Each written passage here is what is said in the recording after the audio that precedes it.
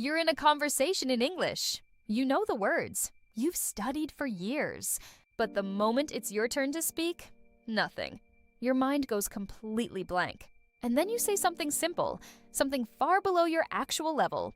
There's a scientific answer to that question, and once you understand it, you can fix it. When your brain perceives a high-stakes situation, it activates the amygdala. The amygdala is the part of the brain responsible for threat detection. And here's the key. When the amygdala is activated, it temporarily reduces access to the prefrontal cortex. The prefrontal cortex is the part of the brain where your vocabulary, grammar, and language skills live. In simple terms, anxiety literally blocks access to your English. It's not that you forgot the words, your brain locked the door. Here's what most learners do. They study more grammar to feel ready before they speak. But this actually makes the problem worse.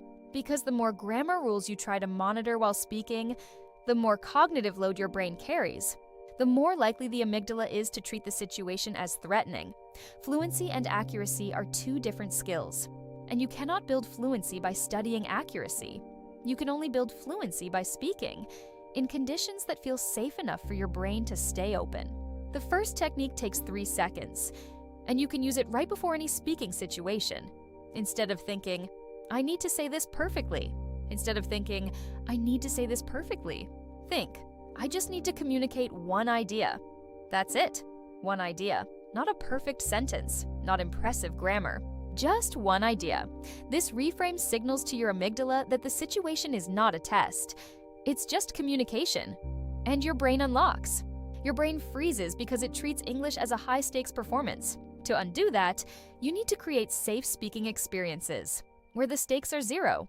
Speak English alone, out loud, every day. Describe what you see around you. Talk to your phone. Summarize a video in English. Each time you speak English without consequence, your brain receives a safety signal. Over time, the freeze disappears. The third technique is about building automatic phrases. Sentences your brain can produce without thinking. These phrases buy you time.